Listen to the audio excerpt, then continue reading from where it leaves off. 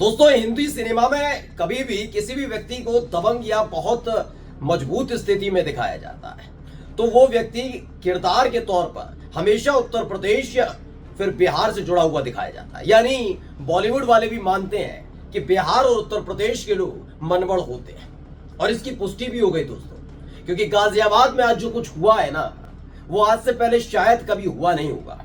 यानी सुनवाई चल रही थी, जज साहब ऑर्डर कर रहे थे और उधर जज साहब के ऊपर कुर्सियां फेंकी जा रही थी। जज साहब रोकने की कोशिश कर रहे थे, वकील पीटने को दौड़ पड़े, किसी और को नहीं, जज साहब को। ये पूरा मसला क्या है आज मैं आपको दिखाने जा रहा हूं, क्योंकि आरोप है कि इसके फौरन बाद ही जज साहब ने बुला ली पुलिस और फिर उस पुलिस ने कमरा बंद करके यानी कोर्ट रूम बंद करके वकीलों को बेरहमी से पीटा है। गाजियाबाद में हुई एक घटना आज मैं आपको एक एक तस्वीर एक फ्रेम के साथ दिखाने जा रहा हूं। नमस्कार, मैं हूं प्रज्वल गौतम और आप देख रहे हैं खबर चौक। मैंने जैसे शुरुआत में आपसे कहा, बॉलीवुड की कई फिल्में देखिएगा जिसमें अगर इस तरह की घटनाएं निकल कर आती हैं, कोर्ट रूम में कुछ हुआ, ये हुआ वो हुआ, तो वो बिहार या उत्तर प्रदेश से जुड़ी। और देखिए, उत्तर प्रदेश की एक घटना ने मोहर लगाई कि हाँ, इस तरह के हालात होते हैं। हुआ क्या कि एक गाजियाबाद में एक मामले को लेकर जो सुनवाई चल रही थी, जमानत याचिका को लेकर, खबर यह आई कि जज साहब ने जो बचाव पक्ष का वकील था उसकी बात नहीं सुनी। कहा कि आपकी इस याचिका पर सीधे सीधे जवाब नहीं दिया जा सकता, यानी कि कहीं ना कहीं जमानत नहीं मिल पा रही थी। इस पर नाराजगी इस कदर बढ़ गई बचाव पक्ष के वकील की कि तू मैं की स्थिति आ गई। जब हंगामा बढ़ने लगा तो हंगामा बढ़ता देख अचानक से कई और वकील आ गए।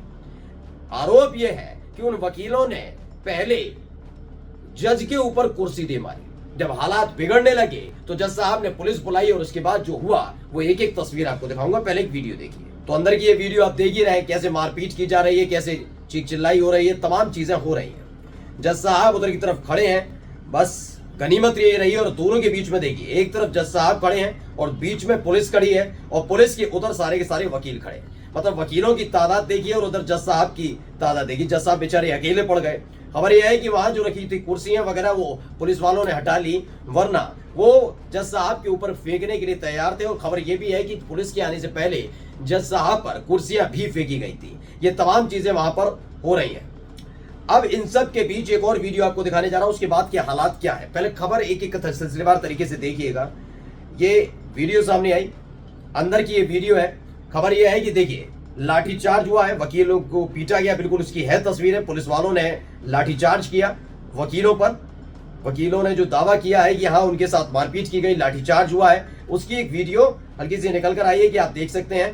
कैनन उनके हाथ में है, यानी कि लाठियां हैं हाथ में, और उसके बाद उन्हें पीटा जा रहा है। इस बीच एक कुर्सी उठाई जाती है और कुर्सी भी देकर मारने वाले थे, लेकिन किसी तरीके से वो रुक जाता है। फिर इसके बाद क्या हुआ, इसके बाद की भी तस्वीर वीडियो आप देखते चलिए, कितना जबरदस्त माहौल। उसके बाद वकीलों की नाराजगी, मुर्दाबाद के नारे, चीख चिल्लाई, हंगामा, ये तमाम चीजें गाजियाबाद के लोकल कोर्ट में हो रही हैं।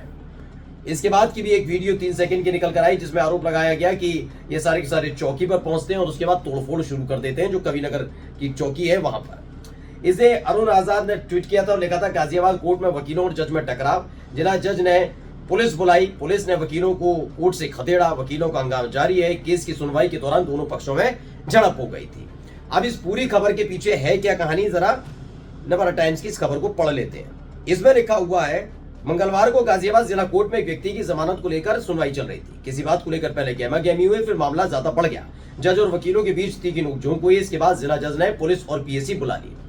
जैसे ये तस्वीर वीडियो निकल कर आई, राजनीति शुरू हो गई। राजनीति तो होना भी जरूरी है भाई। एक तो उत्तर प्रदेश का मसला, ऊपर से 9 विधानसभा चुनाव सीटों पर उपचुनाव होने हैं, जिसमें से खुद एक गाजियाबाद की सीट है।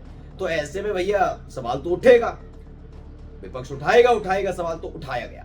तमाम तरह के आरोप लगाए गए, यही देखना बाकी था, यही होना बाकी था। इससे पहले आपको याद होगा कि एक जगह एक अपराधी क्या, वो तो आरोपी था, उसकी गोली मारकर हत्या कर दी जाती है। वो कोर्ट परिसर में हुआ था, लेकिन यहाँ कोर्ट के भीतर ही जज साहब पर हमला कर लिया। यानी कि जो इंसाफ देते हैं वो दूसरों के सामने कह रहे थे कि मुझे इंसाफ दीजिए, क्योंकि इन वकीलों ने मारपीट की है। अब वकीलों की तरफ से क्या कुछ कहा जा रहा है, एक बयान आपको सुनाने जा रहा हूँ, पहले वो बयान सुनिए। उनका मामला था, वो फरियाद दिखाई, उसमें मेरा बेटा भी वकील है, वो भी गवाह था। गाजियाबाद के कम से कम 50-60 वकील थे जिस सब जिला को। तो इनका नाम है नाहर सिंह। दरअसल नाहर सिंह जो सीनियर एडवोकेट बताए जाते हैं, गाजियाबाद के। उन्होंने आरोप लगाया है कि जब सुनवाई चल रही थी और टोका टोकी हो रही थी तो जज साहब ने सीधे सीधे गाली दे दी जजों, तमाम वकीलों को गाली गलौज करनी शुरू कर दी उनसे। उसके विरोध में वकीलों ने हंगामा किया।